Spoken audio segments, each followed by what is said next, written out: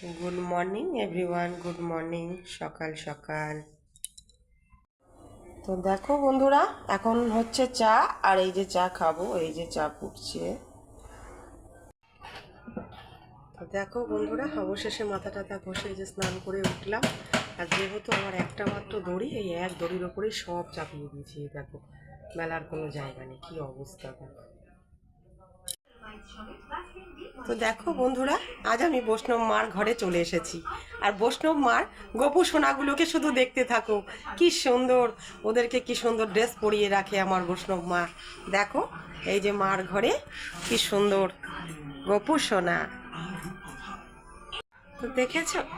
তো দেখেছো বন্ধুরা, আমার বৈষ্ণব মার ঘরে কি সুন্দর ঠাকুরের খাট আর গোপু সোনা।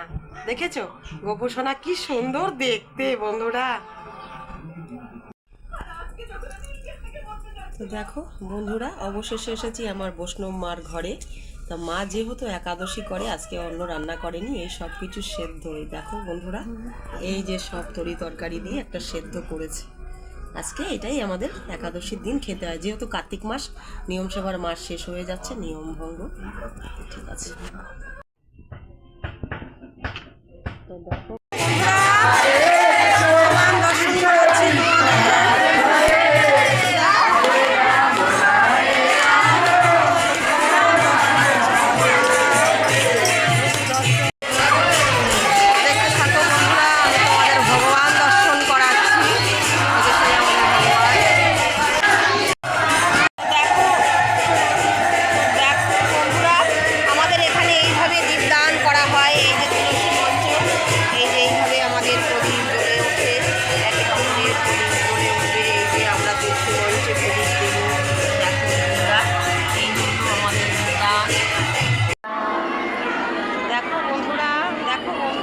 আমাদের দীপদান, এই যে চলছে আমাদের দীপদান।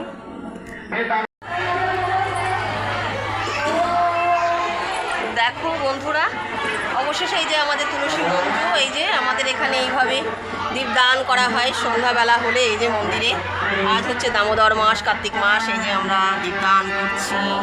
দেখো বন্ধুরা, দেখো এই যে দীপদান।